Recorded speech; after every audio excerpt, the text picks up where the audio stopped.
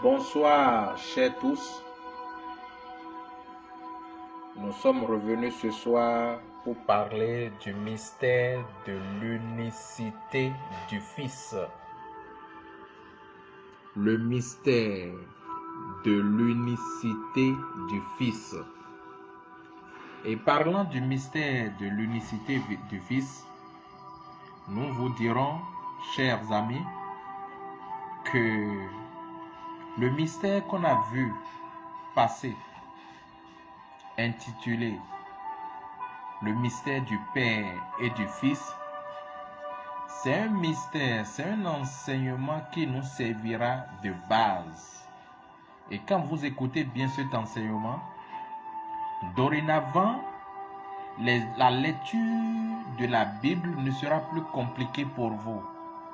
Vous aurez une clairvoyance dans la lecture des Écritures que vous aurez à choisir dans la Bible. Le mystère de l'unicité du Fils. Et comme nous vous disons que le message précédent devrait nous servir de base, alors nous allons faire le résumé de ce qu'on a eu à dire par rapport au mystère du Père et du Fils. Parlant du Père, nous vous avions démontré que avant la fondation du monde, avant qu'il y ait un soleil, qu'il y ait la terre, qu'il y ait tout ce qui est créé, tout ce que vous voyez dans le monde physique ou dans le monde invisible, avant qu'il y ait quelque chose, il résidait ou bien il était des esprits éternels, un bloc, un ensemble d'esprits éternels qui n'avaient ni commencement ni fin. Ce sont des esprits éternels, une fontaine d'esprits éternels. Nous vous avons montré ici que l'ensemble de ces esprits, c'est ça qu'on appelle le Père.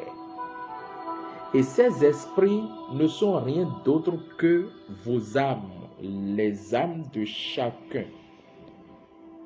Les âmes de tous les prédestinés ensemble. C'est cet ensemble-là qui était avant la fondation du monde, avant qu'il y ait quoi que ce soit.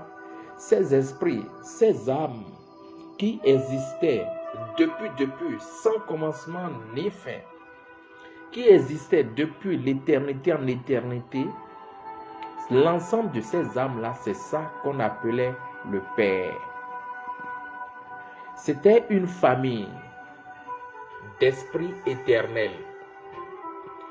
Et nous avons vu que cet ensemble-là, c'est ça le Père. Écoutez très bien. Maintenant, de cet ensemble est sorti un de ces esprits ou bien de ces âmes éternelles. L'ensemble a élevé un d'entre eux ou bien une d'entre eux.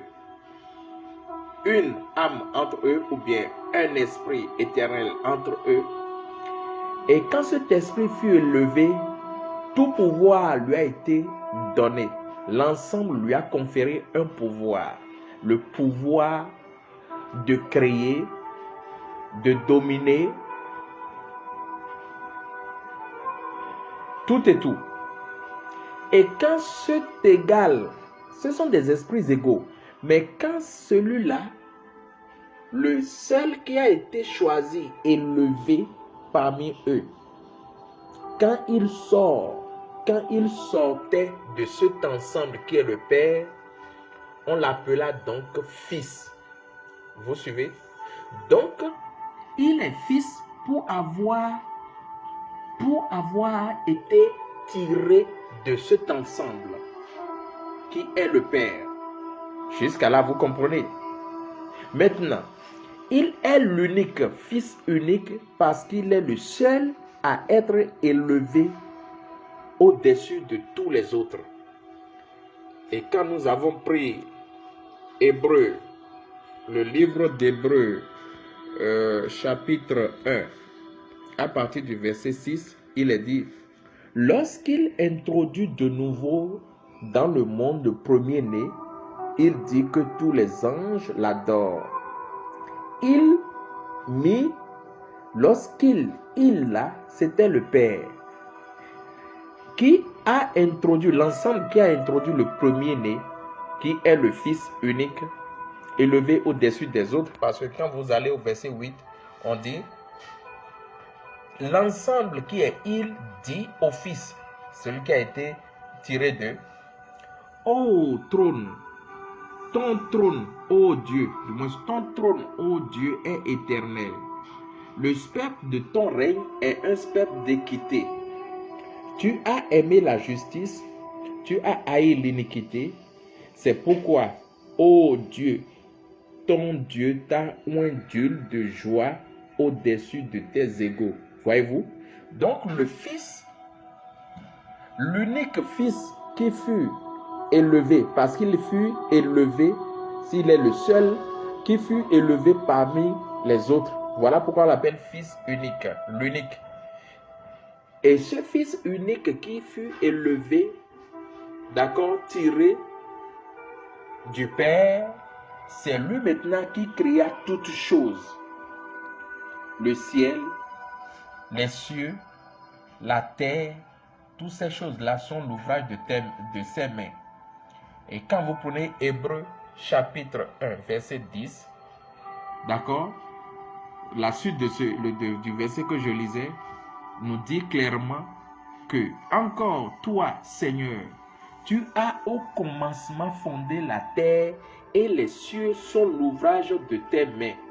Donc, nous voyons que c'est le Fils premier-né qui a été élevé au-dessus de ses égaux. C'est lui qui, au commencement, a fondé la terre et les cieux sont l'ouvrage de ses mains. Voyez-vous? Quand nous retournons dans Genèse 1, les Écritures nous disent qu'au commencement, Dieu créa les cieux et la terre. Donc, si vous remarquez, le Fils premier-né tiré de cette famille qui fut élevé au-dessus de ses égaux, c'est ce Fils-là qui est Dieu, qui au commencement a créé les cieux et la terre. Vous voyez? Donc, vous connaissez ce qu'on appelle le Père. C'est l'ensemble une famille constituée des esprits éternels égaux. Et le Fils, c'est un de ces esprits qui a été élevé, l'unique élevé, et tiré de cette famille. D'accord? Pour jouer le rôle du Fils. Pour jouer le titre du Fils, ou bien le rôle du Fils, ou bien l'attribut du Fils unique. Et quand ce Fils fut tiré, tout pouvoir lui a été confié. Tout ce que le Père, l'ensemble, a résolu en lui, il a été donné le pouvoir au Fils d'exercer, de les manifester, de les amener à l'existence. Vous suivez? Voilà pourquoi quand vous prenez Genèse 1 à partir du verset 26,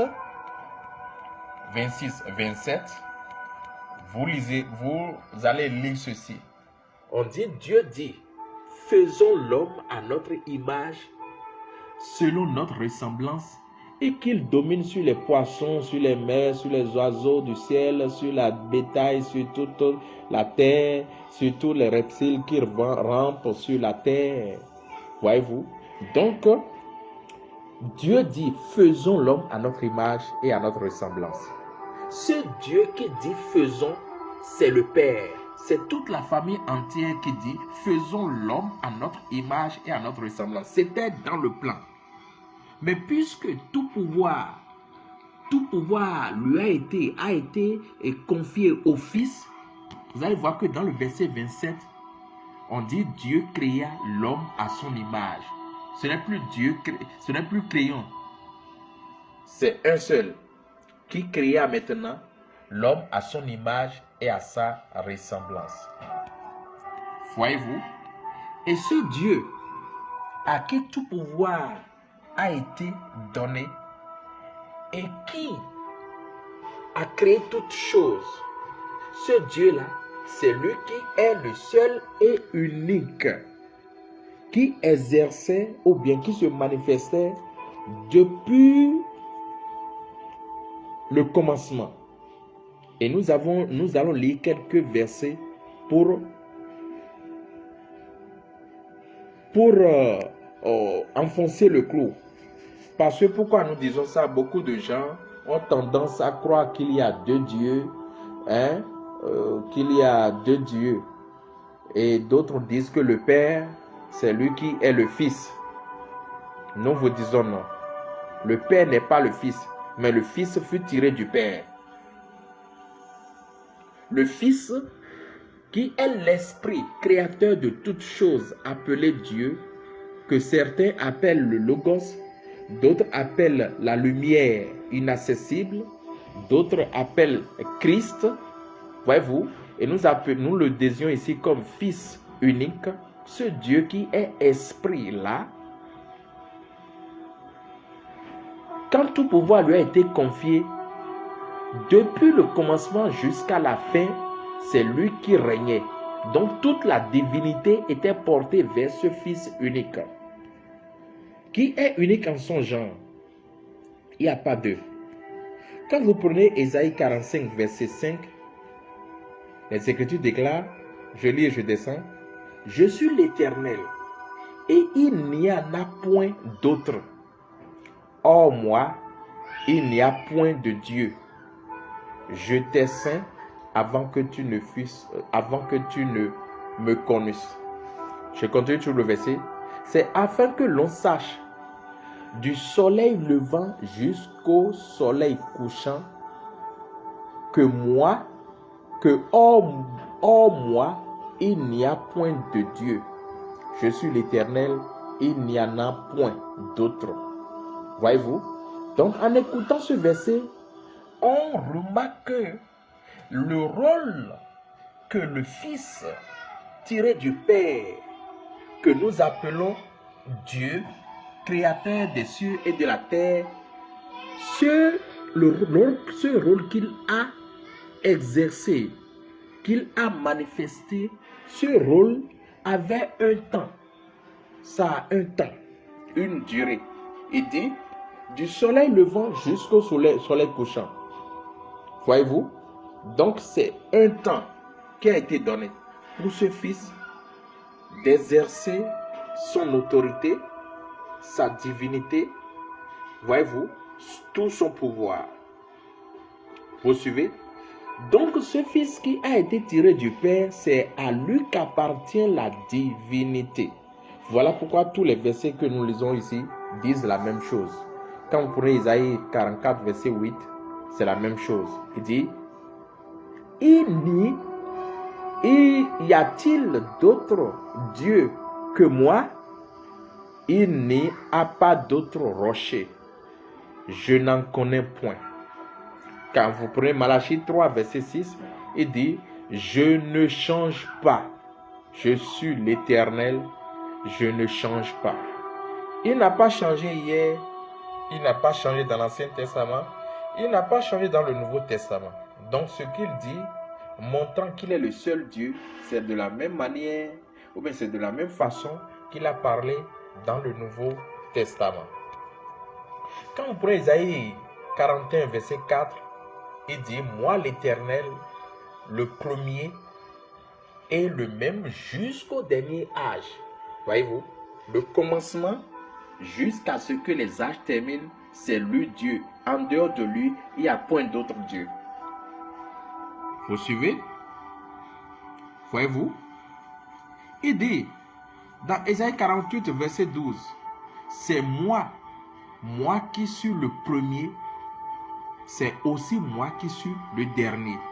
Donc à partir du premier, du commencement, jusqu'au dernier jour, c'est lui qui fut Dieu, c'est lui qui est Dieu. En dehors de lui, point d'autre Dieu. Il est le Dieu unique en son genre. N'oubliez pas, nous sommes en train de parler du mystère de l'unicité du Fils. Vous voyez?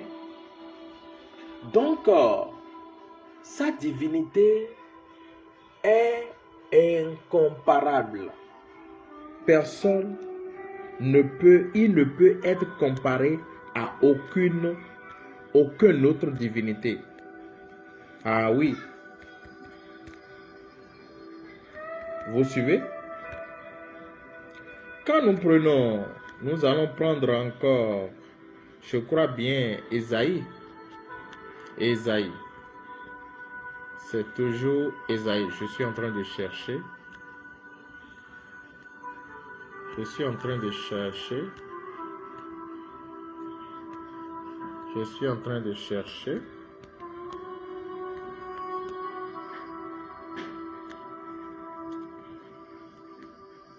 Je suis en train de chercher. Ésaïe.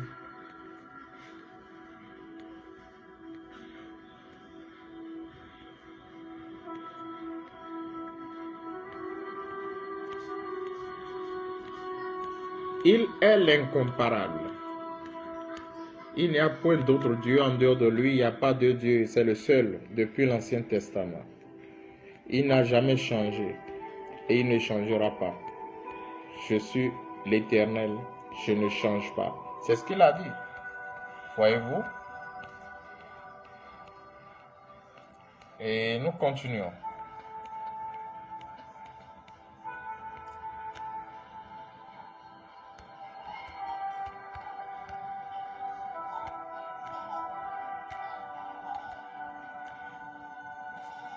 Quand vous prenez Ésaïe 46, verset 5, il reprend la même chose. À qui me comparez-vous pour le faire mon égal?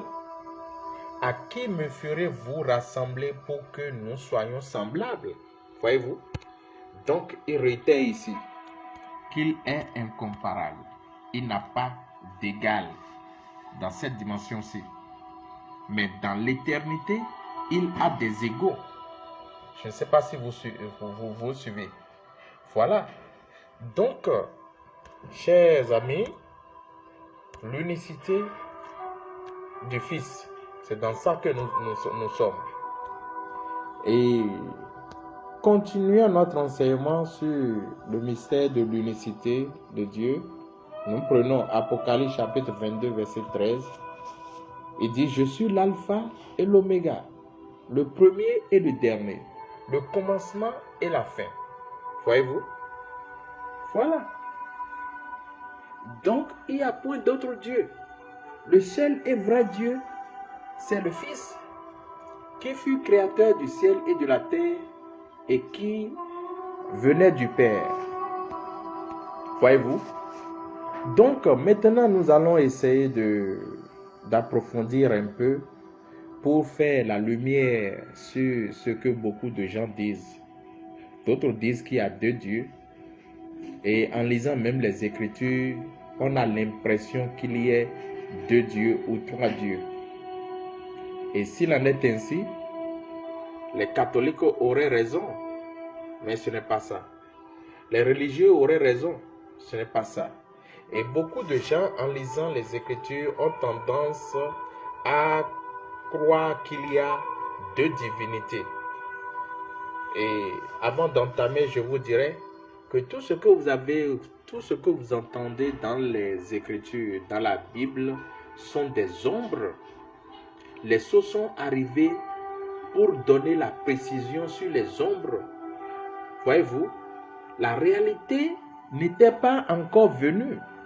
Les prophètes, les messagers, les envoyés de Dieu voyaient les choses de manière obscure.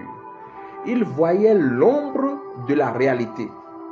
Je prends un certain Moïse. Quand Moïse fut sur la montagne et qu'on lui a montré le tabernacle, ce tabernacle c'était le corps Jésus. Mais quand il avait regardé, il ne voyait que le tabernacle construit, que les hommes construisent. Et quand il a fait le plan, il a fait le plan selon que les hommes construisent, mais en trois compartiments. Voyez-vous, il y a le parvis, il y a le lieu saint et le lieu très saint. Vous suivez? Donc ce que Moïse voyait, le plan qu'il voyait, il a fait ce plan-là, et il a amené le plan, ce qu'il voyait là-bas, c'était le corps de Jésus. Mais en voyant ça, il voyait un temple. Voyez-vous? Et plus tard, nous avons compris que ce temple-là, c'était le corps de Jésus. Voilà pourquoi quand Jésus était arrivé sur la terre, quand le Fils unique était dans ce Jésus et parlait disant, détruisez ce temple, en 3 jours je le rebâtirai. Ils ont les yeux rivés sur le temple littéral. Voyez-vous? Alors que Jésus parlait du temple qui était son corps, le Fils unique parlait du temple qui était son corps. Voyez-vous? Voyez? Je parle d'un certain Ésaïe ou bien un prophète dans les Écritures qui voyait le retour des enfants d'Israël sous les ailes d'un aigle. Mais la réalité, ce n'était pas un oiseau, c'était un avion. Et quand vous voyez les enfants d'Israël sont rentrés l'année 1947, dans les avions 1947, ils étaient transportés par des avions. Mais que le prophète, dans sa vision, voyait comme un oiseau, un aigle. Voyez-vous? Donc, c'est comme ça que vous avez tout ce qui est écrit dans les Écritures. Voilà pourquoi Paul dit, nous parlons en partie, nous prophétisons en partie. Et que nous voyons de manière, ils voyaient de manière obscure. Voyez-vous? Donc, il faut le parfait pour venir mettre au point les choses qui sont vues de manière obscure. Ainsi, donc, quand vous rentrez dans Jean 1:1, voici le verset que quelqu'un a pris, démontrant, montrant qu'il y a deux dieux, peut-être deux dieux. Il prend Hébreu 1, verset 6, Hébreu 1, à partir du verset 6, descendant, et ce verset-là, que je vais lire ça tout à l'heure, et donner l'explication de l'interprétation selon les sceaux. Ici, il est dit, au commencement était la parole. Vous suivez? Et la parole était avec Dieu, et la parole était Dieu. Quand nous prenons cette écriture, vous remarquerez que on a parlé d'un commencement et qui était la parole. Et cette parole était avec Dieu. Quand je dis vous êtes avec quelqu'un, ça veut dire qu'il y a deux personnes au moins. Et la parole était Dieu. Donc celui avec qui la parole était, c'était Dieu. Et cette parole aussi est Dieu. Donc quand vous prenez les Écritures comme ça, c'est tout comme s'il y a deux dieux. Voyez-vous? Alors que nous vous avions parlé du mystère du Père et du Fils qui devrait être considéré comme une base.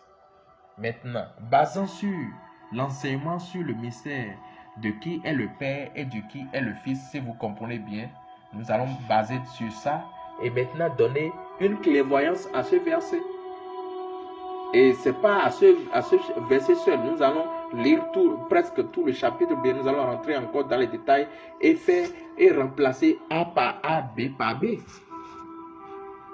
Et vous avez Jean 1:1 devant vous et nous descendons, moi je le lirai ici au travers à la lumière des sceaux. Quand vous prenez ce verset, voilà ce qui est dit, mais voilà ce qui devrait être dit normalement. Au commencement était la parole. Et la parole était avec le Père.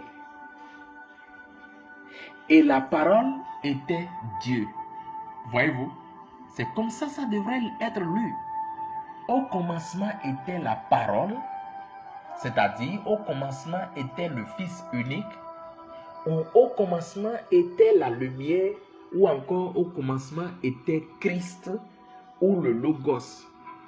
Et cette est la parole qui est le Fils, qui est le Christ, qui est le Logos,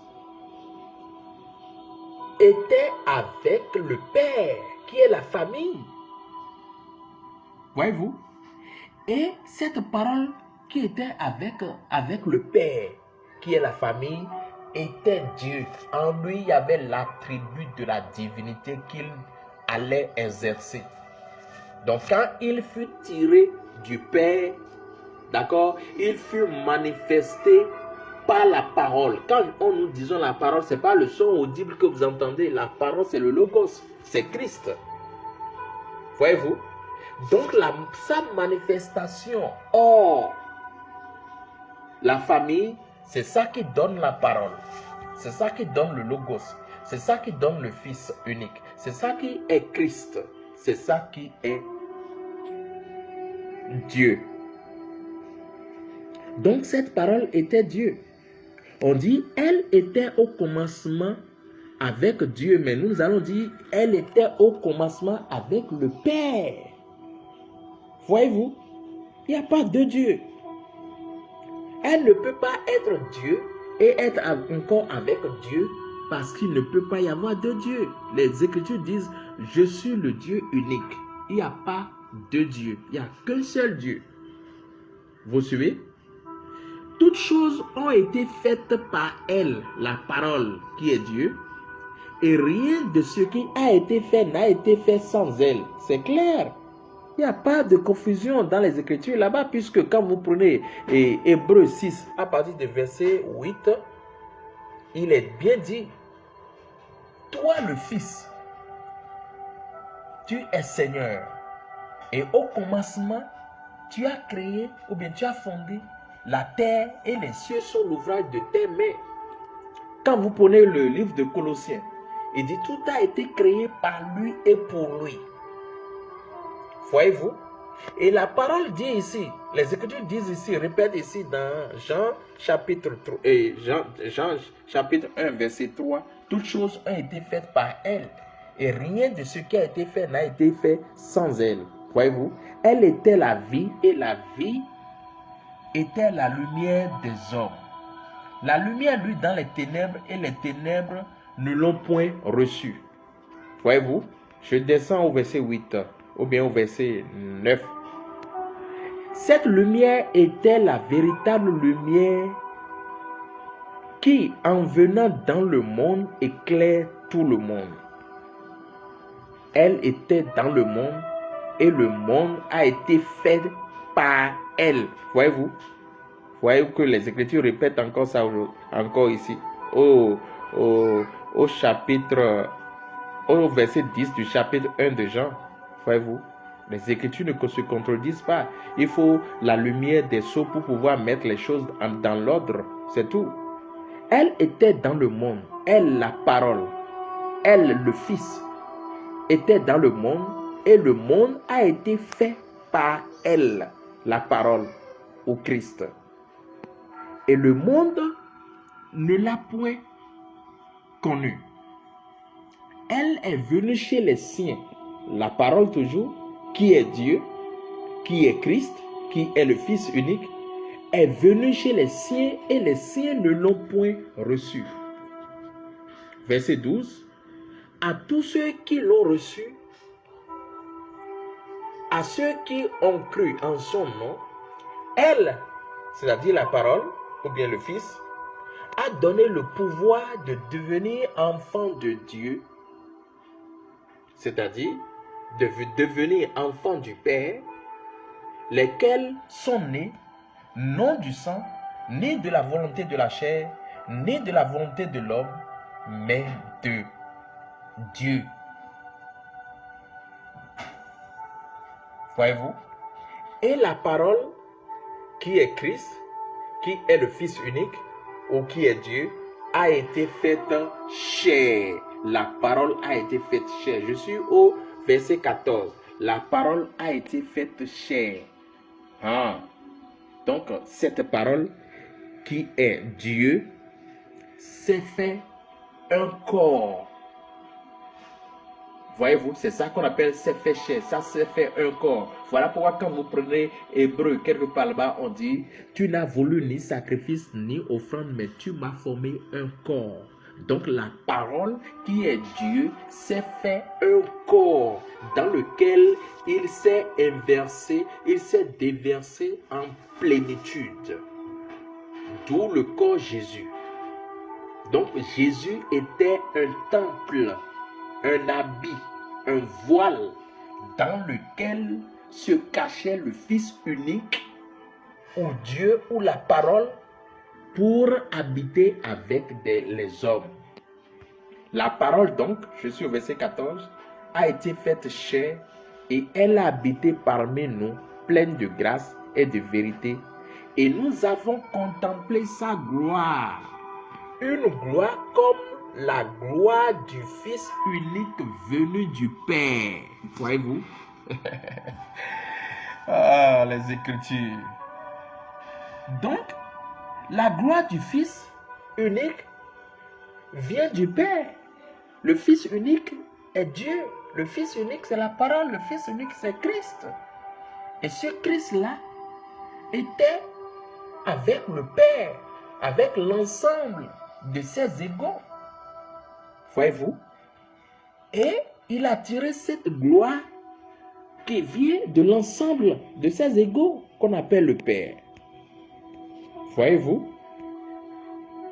Et nous avons tous reçu de sa plénitude et grâce pour grâce. Voyez-vous? Amen. Descendons encore au verset 18, quelque chose de très important.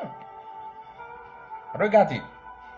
Les Écritures disent ici que personne n'a jamais, je suis en train de lire d'abord, je suis en train de faire d'abord la lecture. Personne n'a jamais vu Dieu. Le Fils unique qui est dans le sein du Père, c'est celui-là, ou bien c'est celui qui l'a fait connaître.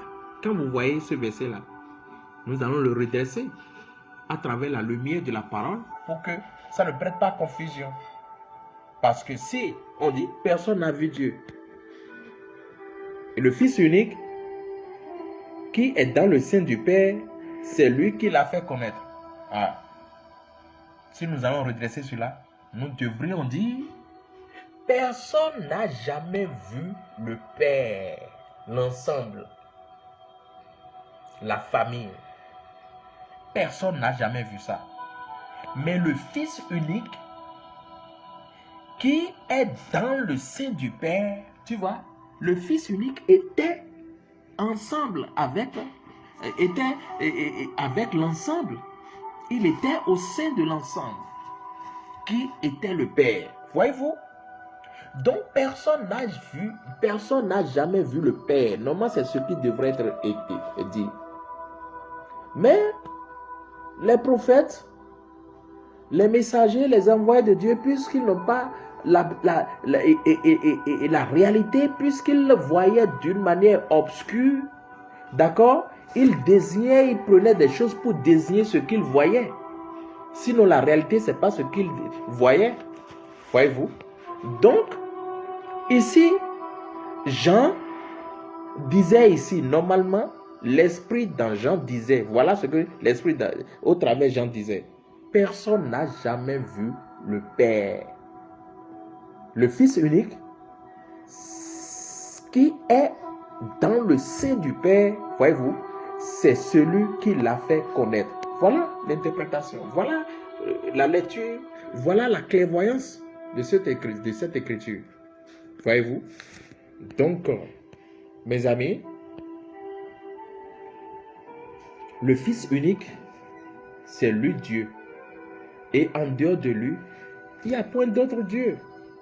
Nous allons prendre le verset, le chapitre 1 du livre d'Hébreux et encore redresser pour que nos lecteurs puissent comprendre. Parce que la Bible ne prête pas confusion. Quand vous n'avez pas les sceaux, c'est en ce moment-là que ça vous prête confusion. Voyez-vous? Et quand vous avez les sceaux et que vous connaissez qui est le Père, qui est le Fils, le reste est facile. Je lis Hébreux chapitre 1 à partir du verset 6. Écoutez. Lorsqu'il introduit de nouveau dans le monde le premier-né, lorsqu'il qui? C'est le Père. Il dit que tous les anges l'adorent. Donc l'adoration est réservée uniquement au Fils unique, qui est Dieu, qui n'a pas son deuxième. Donc le Père n'a été jamais adoré. L'adoration a été toujours réservée au Fils depuis le commencement jusqu'à la fin. Quand je dis la fin, c'est dans l'âge de la Odyssée. Vous me direz que Jésus a dit quelque part dans Jean que les vrais adorateurs adoreront le Père en esprit et en vérité. Mais c'est oui. Mais là, depuis personne n'a adoré le Père. Jésus a dit, c'est dans le futur, dit les vrais adorateurs adoreront le Père en esprit. C'est une adoration qui viendra dans le temps. Voyez-vous? Mais à l'instant où Jésus parlait, les gens adoraient le Fils qui est Dieu. Mais Jésus dit, le temps vient et les vrais adorateurs adoreront le Père en esprit et en vérité. Voyez-vous? Donc, on continue. Donc, l'adoration est uniquement réservée au Fils qui est Dieu. Parce qu'il a créé toutes choses, il a créé les anges. Et quand il reçoit l'adoration, il est Dieu. De plus, il dit des anges, celui qui a fait de ses anges des vents et de ses serviteurs une flamme de feu. Mais il dit au Fils, c'est-à-dire qui? Le Père. Le Père dit au Fils, ton trône, ô Dieu, je suis dans le verset, au niveau du verset 8, ton trône, ô Dieu, est éternel. Le spectre de ton règne est un spectre d'équité. Voyez-vous? Tu as aimé la justice et tu as haï l'iniquité. C'est pourquoi, ô Dieu, ton Dieu t'a oint. Ici, on ne va plus dire ton Dieu, parce qu'on dit ô Dieu, ton Dieu. Ça veut dire qu'il y a, ça prête confusion, comme s'il y a deux dieux, alors qu'il n'y a pas de Dieu. Donc, en comprenant le mystère du Père et du Fils, nous allons reprendre ce verset-là disant, tu as aimé la justice et tu as haï l'iniquité. C'est pourquoi, ô Dieu, on s'adresse au Fils unique, ô Dieu, ton Père, voilà ce qui devrait être dit, ton Père t'a oint d'huile de joie au-dessus de tes égaux. Voyez-vous? Voilà, chers amis. Voyez-vous? Donc, l'adoration a été toujours réservée au Fils. Parce que depuis le commencement jusqu'à la fin, c'était le Fils qui œuvrait. C'était le Fils qui jouait son rôle. Voyez-vous? C'était le Fils, excusez-moi, qui se manifestait durant tout ce temps. Au travers les anges, il se manifestait. Au travers les hommes, il se manifestait. Au travers les prophètes, il se manifestait. Dans Jésus, il s'est manifesté.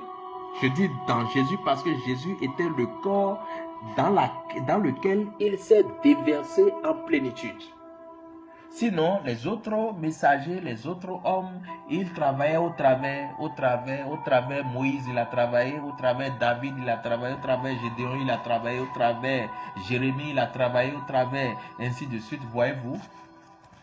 Au travers Salomon, il a travaillé, mais en Jésus, il s'est déversé pour être le prophète ou le Fils de l'homme.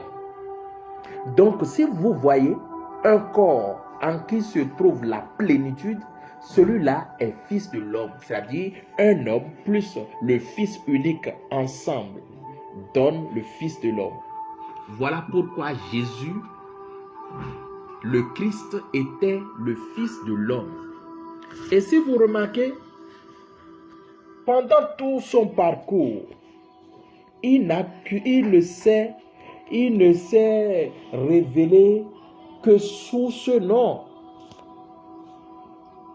Voyez-vous, sous ce nom, c'est toujours sous ce nom qu'il se révélait.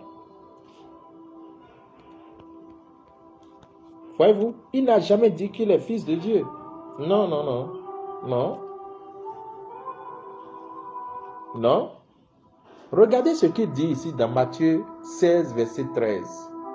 Jésus s'étant arrivé dans le territoire de Césarée,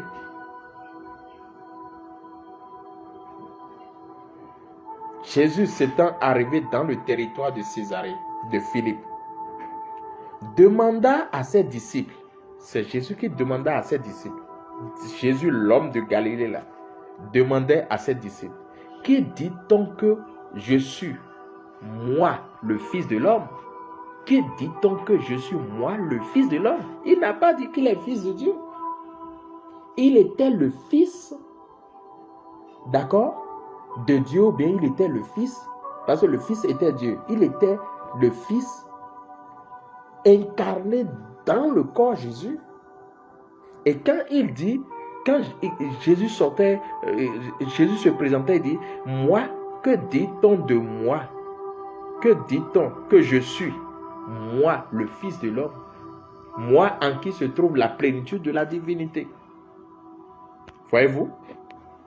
Et Simon-Pierre, prenant la parole au verset 16, dit, tu es le Christ, le Fils du Dieu vivant. Je vais redresser ça avant d'expliquer. Simon-Pierre lui répondit, tu es le Christ. Le Christ qui veut dire le Fils unique. Donc tu es le Christ, c'est-à-dire le Fils unique ou la parole incarnée. Voyez-vous? C'est ça le Fils de l'homme.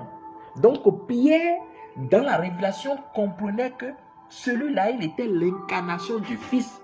Voilà pourquoi il disait qu'il était le Fils de l'homme. Voyez-vous? C'est ça. Vous comprenez?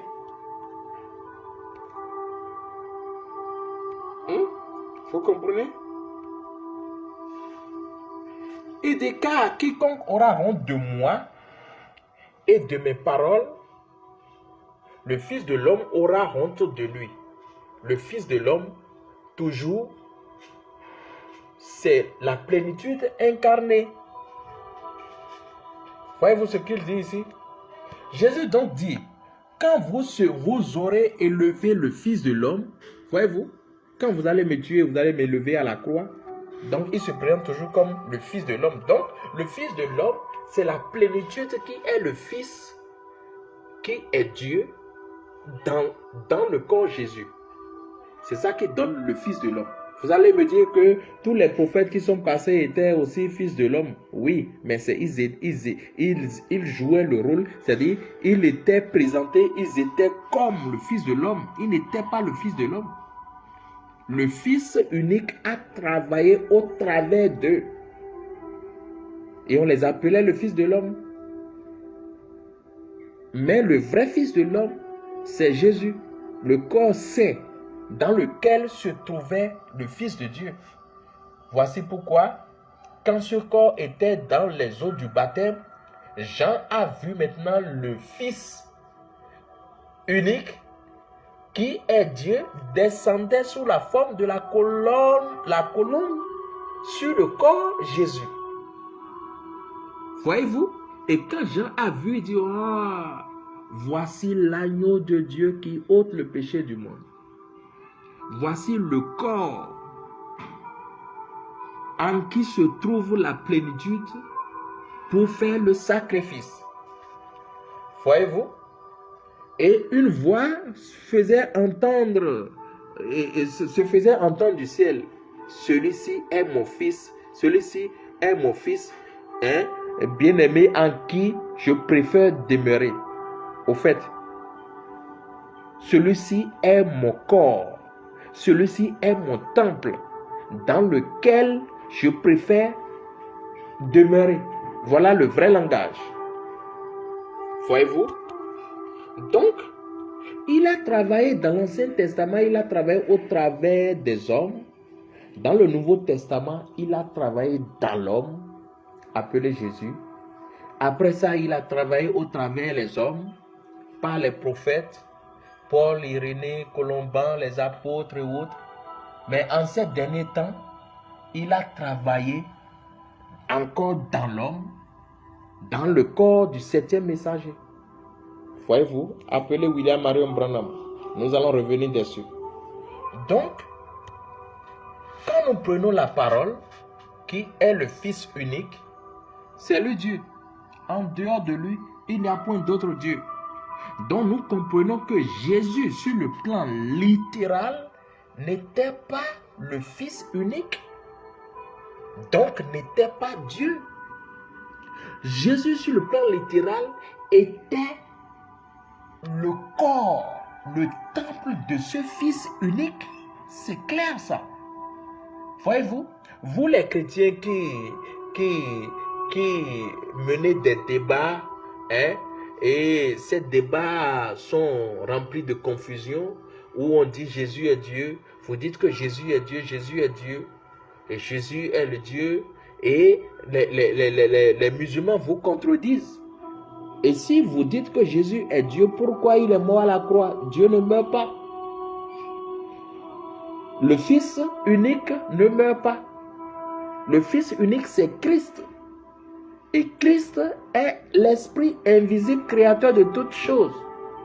Il n'a pas de commencement ni de fin. Il ne meurt pas, il est immortel. Mais Jésus est mort et il doit mourir parce qu'il était le corps de cet esprit dans ce bas monde. Et la loi de Dieu dit tout ce que vous voyez dans ce monde littéral, tout ce que vous voyez dans cette basse fréquence, toutes ces choses-là ont un commencement et une fin. Et tout ce que vous voyez dans le monde physique a un commencement et une fin. Tout ce que vous voyez disparaîtra, mourra. C'est la loi de cette dimension. Et Dieu, avant de rentrer dans cette dimension, a porté le corps de cette dimension. Ce corps, il est clair que ce corps doit obéir aux lois de cette basse fréquence. Voilà pourquoi Jésus pouvait manger. Jésus pouvait se fatiguer et dormir. Jésus pouvait se fâcher. Jésus pouvait agir comme tout être humain.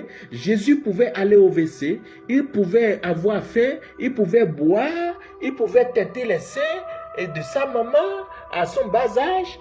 Il pouvait faire tout ce que l'être dans cette fréquence basse fait. Mais Dieu ne peut pas faire sa chose. Vous comprenez? Donc chaque arbre doit produire de son espèce. Un manguier doit être avec le manguier.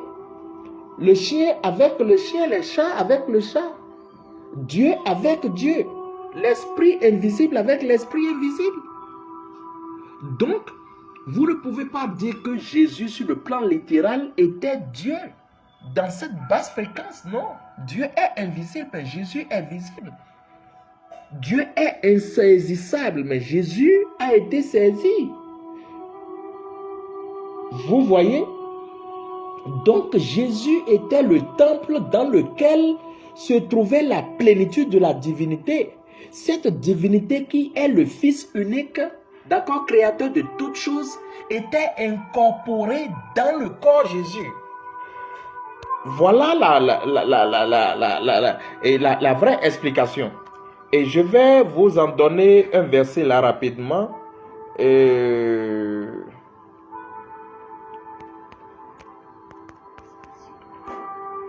vais vous donner un verset tout à l'heure là. Voyez-vous, prenez 1 Timothée 6. Ok? Prenez 1 Timothée 6. À partir du verset 13. On y va. Suivons, hein. Je lis à la lumière des sceaux. Vous lisez les Écritures là-bas et vous allez voir où est-ce que j'ai redressé la chose. Donc, parce que quand les sceaux s'ouvrent, votre prophète